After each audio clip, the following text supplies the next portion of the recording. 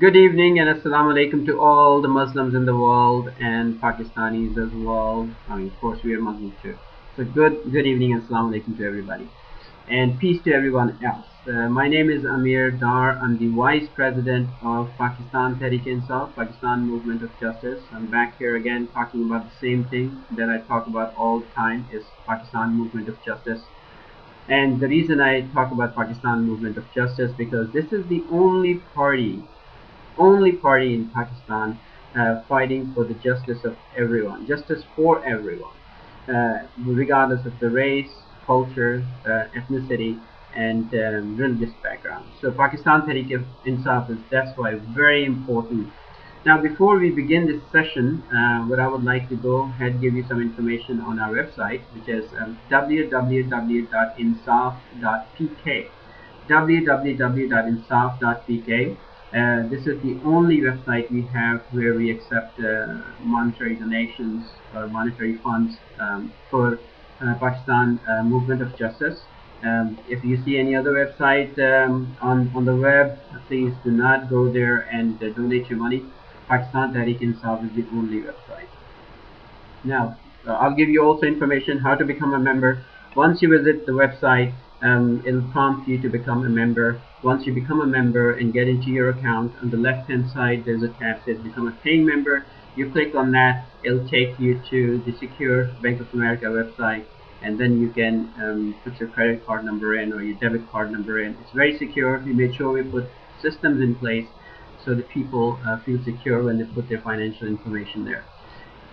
Once you become a paying member, your money actually goes towards the campaign of Pakistan Tehreek-e-Insaf Movement of Justice, and we make sure that we put the name out, and we make sure that Pakistan Tehreek-e-Insaf or Pakistan Movement of Justice comes into power in 2013. But our goal is not only 2013. We're looking at a long-term goal. We want Pakistan Tehreek-e-Insaf to stay there forever. We don't want them to only say, okay, 2013 is the only time we're going to participate in. No, we are going to be there forever. We are going to make sure from now on that Pakistan people and Pakistan as a country itself is on the right path and run by people who are moral people, who are not immoral as the current administration we have. So that's what our objective is. That's why we're struggling, we're fighting, and we suggest you to come together with us and participate with us. Now, before we start the session, today's agenda is first I'm going to talk about Pakistan Tehreek-e-Insaf Chairman Imran Khan's recent address to all the overseas Pakistanis and the PTI members, especially in US, thanking them for becoming a paying member, thanking them for participating, and also he highlighted and talked about the importance of overseas Pakistanis participating to liberate our people, poor people back home in Pakistan, and that's very important. It was a very good speech. It's on my Facebook page as well. On several Facebook pages, we uploaded his recent address to all the Pakistanis. Please spend some time and go ahead and listen to it. It's very inspirational. It will motivate you as well. Now, what I would like to talk about today primarily about the minorities and women again. In last two addresses or broadcasts, I spoke about first about minorities, their role, what role they can play in Pakistan and become a member of PTI. Then I talked about the role of women. I had some statistics that I went over to show you what is the current situation of women in Pakistan, and it really does not look good. It looks very bad. I mean, looking at the women proportion to men in Pakistan, it really looks bad. It really looks bad in terms of welfare, in terms of education, in terms of health. So we need to improve that. Now, the only way we can improve it is we are going to have some participation from women, women as well. If women fail to participate in this, then we would not know their issues, what issues they have. And this is why it's very important for them to participate. And mashallah, in America and overseas, women are very educated. They are more educated actually than men are. So this is why they need to participate. They need to understand. They need to fight for their gender group in Pakistan, to create more value for them, to create a system where they can have welfare and they can have justice. It is their responsibility. The same thing we highlight when we talk about the minority groups overseas, when we go visit them and we go talk to them.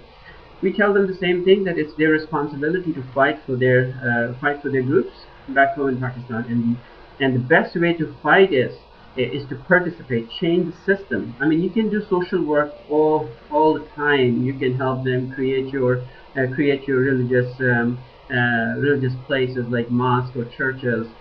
But that will not help in the long run. In order to help your group in the long run, you have to change the system. You have to favor the system which is willing to create an environment in Pakistan which is just environment, which serves justice, economical justice and social justice to people.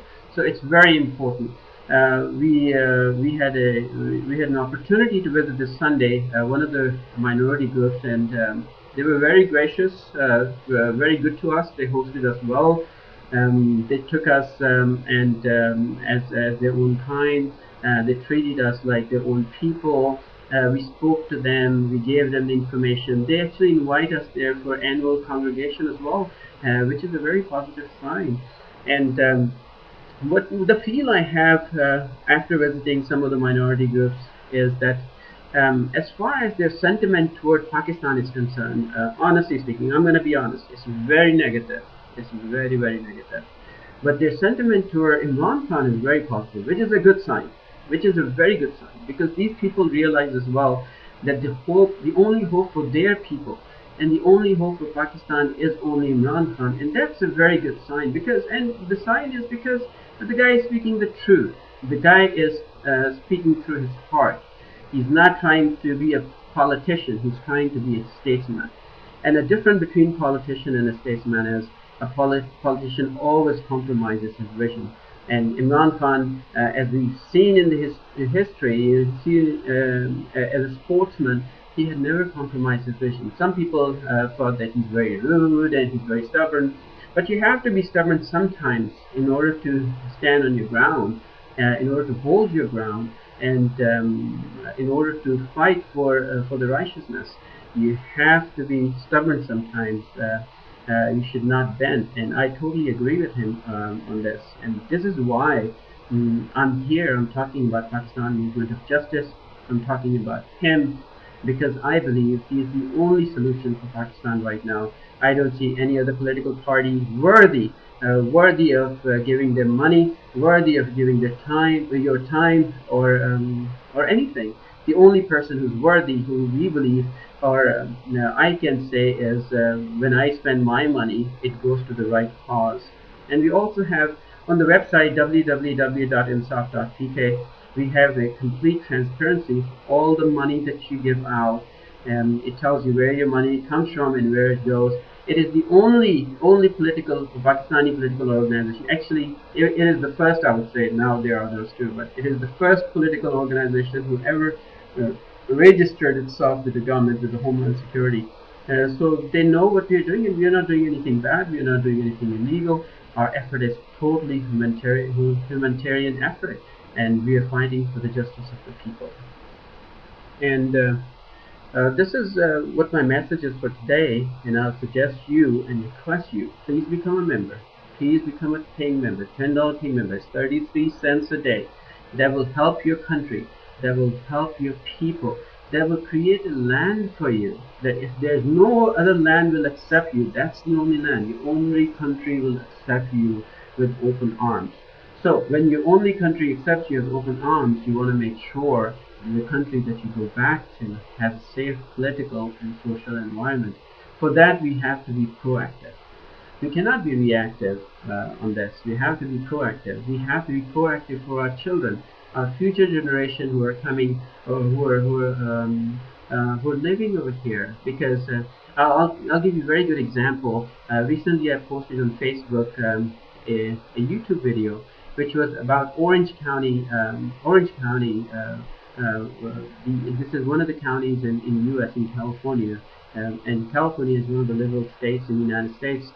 And you see there, if you watch that video, you'll see these little Muslim kids, little Muslim kids, um, who've probably never been to Pakistan, who've probably never seen the face of Pakistan.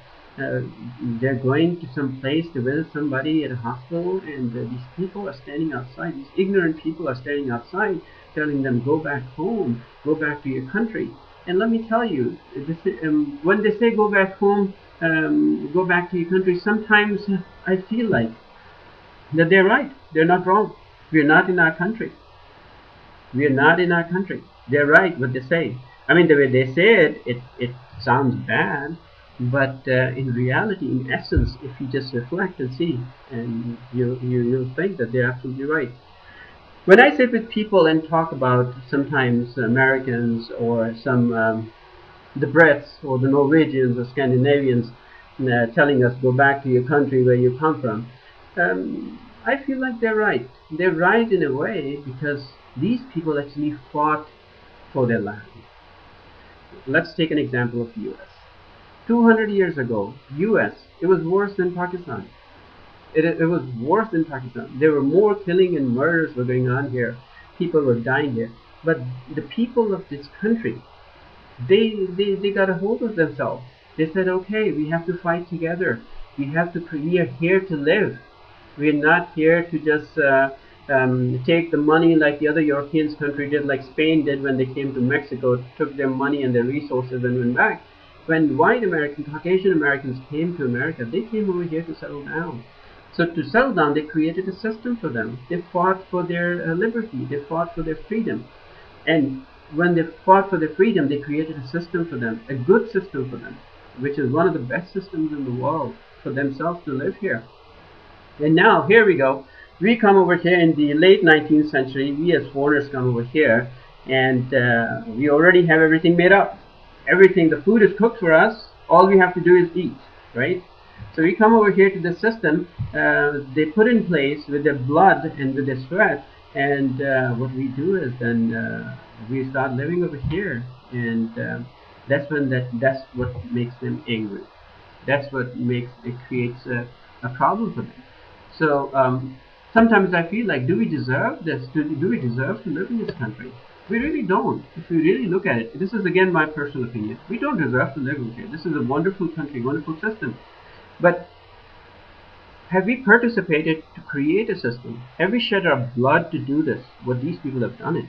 We failed to do that for our country. We failed to shed blood for our country. We fail even when you talk to overseas Pakistani. We fail to pay $10, 33 cents to create a better system.